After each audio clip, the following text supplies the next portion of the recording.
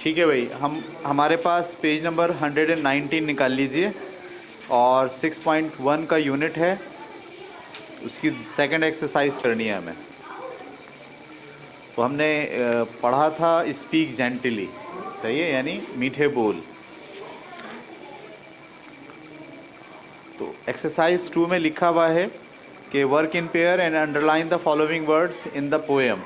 Next choose the suitable meaning from the box below and right it against the word.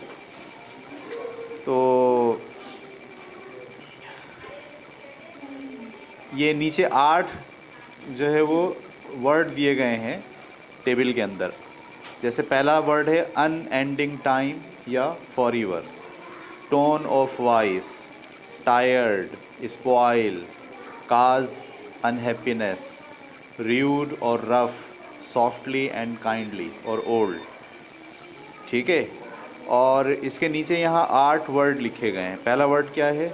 Gently, harsh, MAR mar, accent, aged, grief, careworn और eternity. तो पहले तो ये जो लफ्ज़ हैं gently, इसको आपको अंडरलाइन करना है जाके अपनी पोएम में। देखें जेंटली कहाँ लिखा है, पहली ही लाइन में लिखा है। ठीक है, दूसरा लफ्ज़ है हार्श, हार्श कहाँ लिखा है? तीसरी लाइन में लिखा है। लेट नो हार्श वर्ड्स मार। ठीक है, और उसके बाद लफ्ज़ है MAR मेयर, ये भी यहीं लिखा है तीसरी लाइन में। और चौथा लफ्ज़ है एक्सेंट, एक्सेंट कहाँ है? अंडरलाइन करते जा रहे हैं आप लोग। सेकंड पैराग्राफ की तीसरी लाइन में लिखा है accent, teach it in accent soft and mild. उसके बाद है एजिड, एजिड का मतलब क्या होता है? उम्र रसीदा। ये तीसरे बंद की पहली लाइन में लिखा है, speak gently to the aged one. उसके बाद है ग्रीफ, ग्रीफ का मतलब क्या होता है? सदमा। ये भी दूसरी लाइन में लिखा है तीसरे पैराग्राफ के, grieve not the careworn heart. और उसके बाद है केयर वॉर्न, उसी लाइन में केयर वॉर्न भी लिखा है। और एटर्निटी, एटर्निटी का मतलब लास्ट लाइन में, एटर्निटी शैल टेल, यानी आखिरत में ये बात पता चल जाएगी।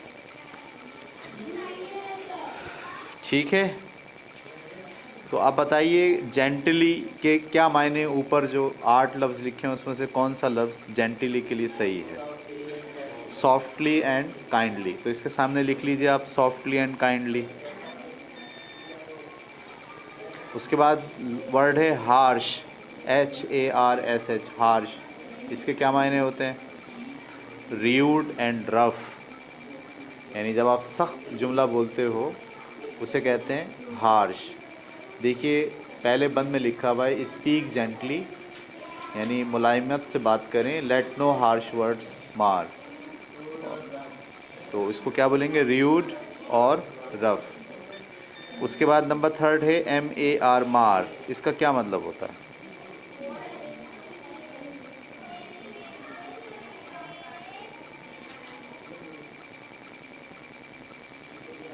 MAR मार, इसका क्या मायने है? ऊपर किसी लफ्ज़ में आ रहा है? जुमले की मुनासबत से क्या निकल रहा है? Late no harsh words mar, यानी सख्त लफ्ज़। हाँ, इसको छोड़ देते हैं, आगे पढ़ते हैं। एक्सेंट, एक्सेंट का मतलब होता है लहजा। तो दूसरा लफ्ज़ है टोन ऑफ वॉइस, इसमें लिख लीजिए आप टोन ऑफ वॉइस। ठीक है, और उसके बाद 5वां वर्ड है एजिड, एजिड का मतलब क्या होता है? एजिड के सामने क्या लिखेंगे आप? ओल्ड। उसके बाद है ग्रीफ, ग्रीफ का मतलब होता है दुख, दर्द, सदमा। तो इसको आप लिखेंगे काज अनहैप्पीनेस। ठीक है, और उसके बाद है केयर वॉर्न, केयर वॉर्न के मायने भी अभी रहने दीजिए। और एटर्निटी का मतलब होता है हमेशा। एटर्निटी के लिए क्या आ जाएगा? अनएंडिंग टाइम या फॉरएवर। अब 2 बचे आपके पास, एक MAR मार बचा, और दूसरा क्या बचा, केयर वॉर्न। और यहाँ लफ्ज़ भी दो बचे, कौन कौन से, एक टायर्ड और एक स्पॉइल। तो टायर्ड का मतलब होता है थका होना। तो grieve not the careworn heart. Careworn के मायने क्या होते हैं, थके हुए लोग। तो केयर वॉर्न के सामने आप क्या लगा देंगे, टायर्ड। और मेयर के मायने बचा spoil.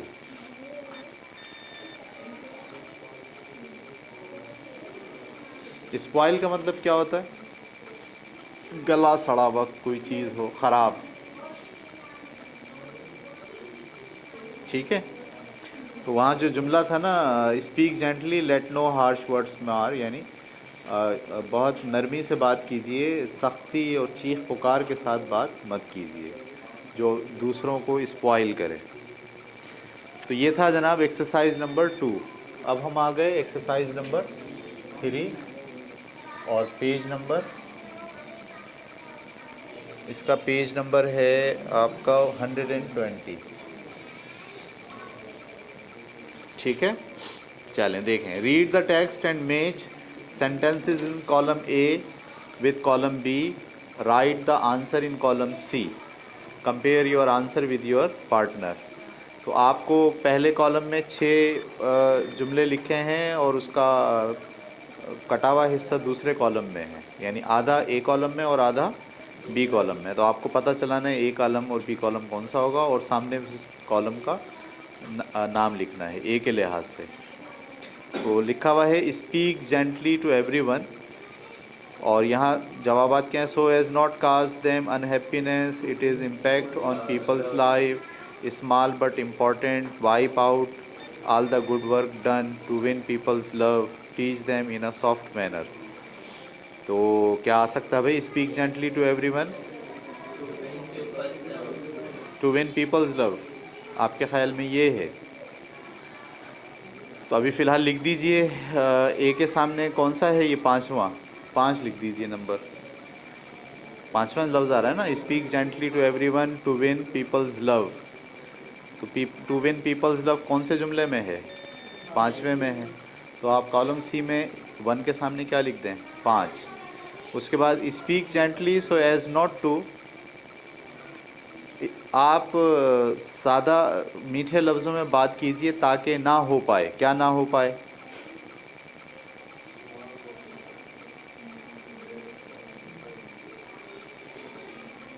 As not to wipe out all the good work, not to teach them in a soft manner, ये भी नहीं हो सकता। क्या हो सकता है, as not to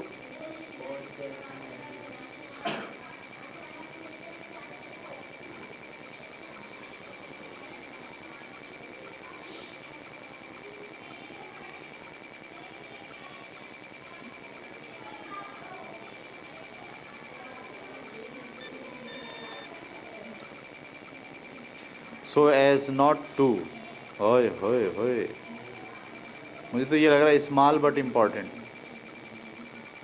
speak gently so as not to small but, है तो ये छोटी बात लेकिन है बहुत।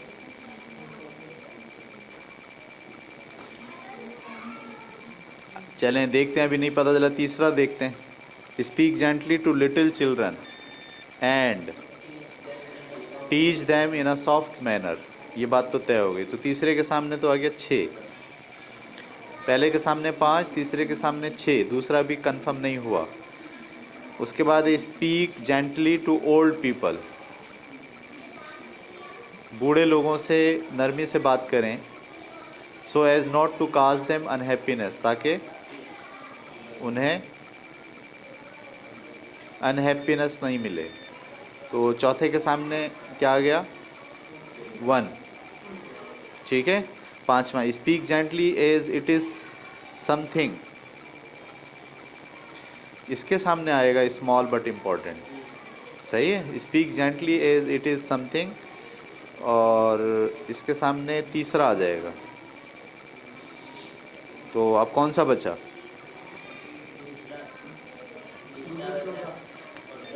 और चौथा बचा। अच्छा, छठे को देखें हम। Speak gently as only time will show. आप नरमी से बात करें क्योंकि वक्त ये बताएगा। क्या बताएगा वक्त?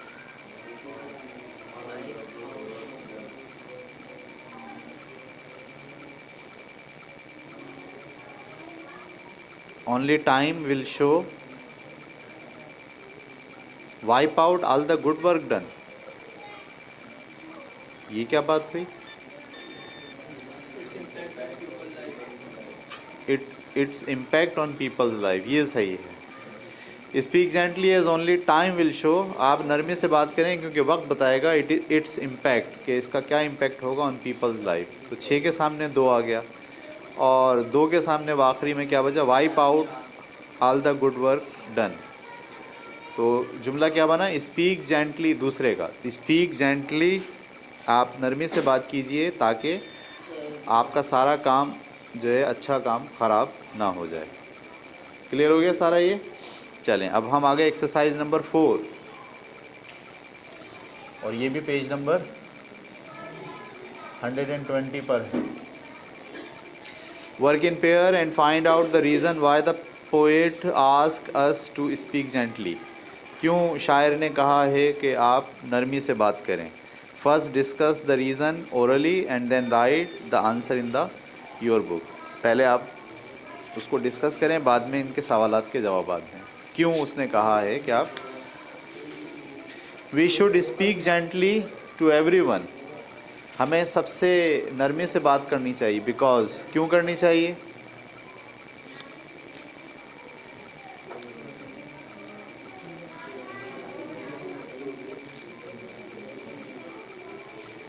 आपके ख्याल में इसको पहले पैराग्राफ में देखा जाए।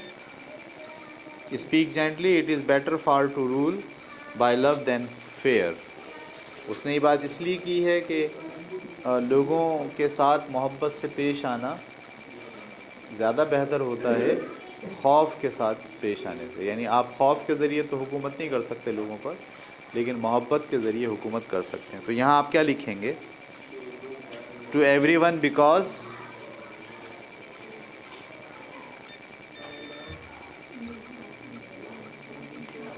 It is better for to rule by love than fear. ये लिख लें आप।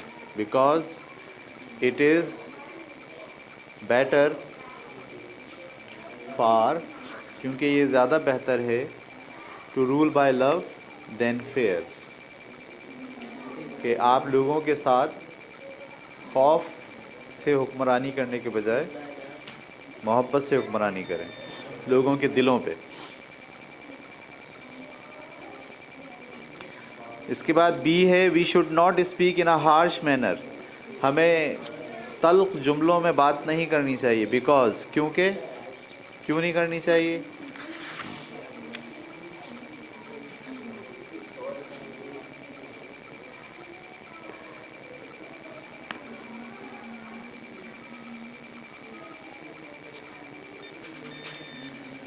इसमें जो लफ्ज़ इस्तेमाल किया ना, ये अब आप इसको देखें, पहले बंद के दूसरे दो, जो आखिरी 2 लाइनें, स्पीक जेंटली, नरमी से बात कीजिए, लेट नो हार्श वर्ड्स, आप अपने तल्ख जुमलों को मार, स्पॉइल होने ना दीजिए। सही, तबाह होने ना दीजिए। किस चीज़ को तबाह होने ना दीजिए? The good we may do here, उन सारे कामों को जो हमने यहाँ अच्छे किए हैं। हमारी तल्ख बातें उन कामों को ख़राब कर देती हैं जो हमने अच्छे काम यहाँ किए हैं। तो शायर ने दरअसल आपसे कहा है कि स्पीक जेंटली आप करें, और सख्त अल्फाज बयान नहीं करें। क्यों बयान नहीं करें? ताकि आपका अच्छा काम बर्बाद ना हो जाए। तो आप इसके बारे में क्या लिखेंगे? We should not speak in a harsh manner because the good we may do here, ऐसे लिखें, the good we may do hair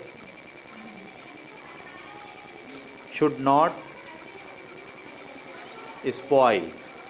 लफ्ज़ मार था, उसके लिए हमने क्या इस्तेमाल कर लिया? स्पॉइल। ठीक है। उसके बाद हम आगे तीसरे सवाल पे। We should teach children in a soft manner, हमें बच्चों को सॉफ्ट मैनर में सिखाना चाहिए। बिकॉज, क्योंकि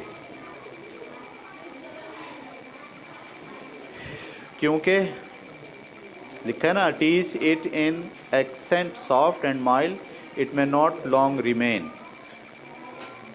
क्योंकि उनका बचपना ज़्यादा अरसे तक नहीं रहेगा।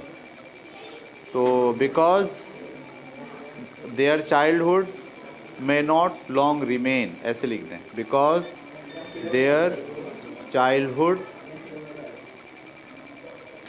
मे नॉट लॉन्ग रिमेन। आप लिखते जा रहे हैं, आप दोनों कहाँ लिख रहे हैं? क्यों, बुक कहाँ है? तो लिखे ना, कहाँ लिख लिया? तीनों लिख लिए? तीसरा लिखें, we should teach children in a soft manner because their childhood may not long remain. उसके बाद चौथा जुमला है, we should not cause unhappiness to older people, हमें जो बूढ़े लोग हैं उनके लिए उनको गमज़दा नहीं करना चाहिए। क्योंकि, क्यों नहीं करना चाहिए?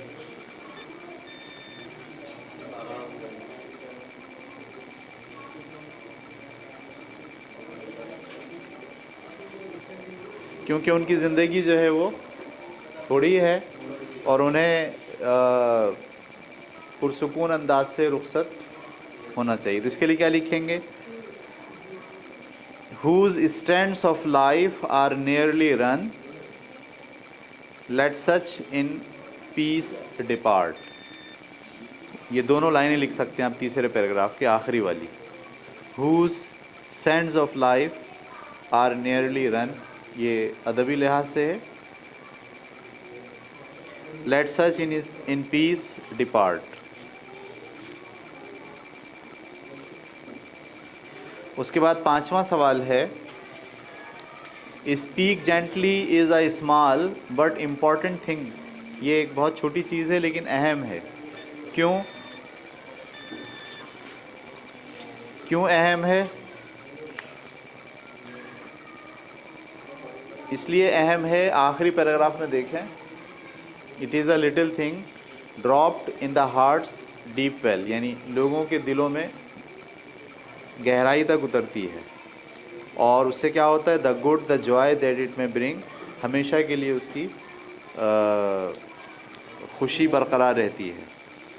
तो आप ये तीनों लाइनें लिख सकते हैं, because it drop in the heart deep well, comma the good the Joy that it में ब्रिंग एटर्निटी शेल टेल। आखिरत में इसका पता चलेगा कि जो कुछ भी आपने किया है, नरमी से बात की है, उसका क्या बेनिफिट हुआ है। तो ये था जनाब आपका एक्सरसाइज नंबर 4। उसके बाद है एक्सरसाइज नंबर 5। टाइम हमारा ख़त्म हो गया, एक्सरसाइज नंबर 5 अगली क्लास में करेंगे।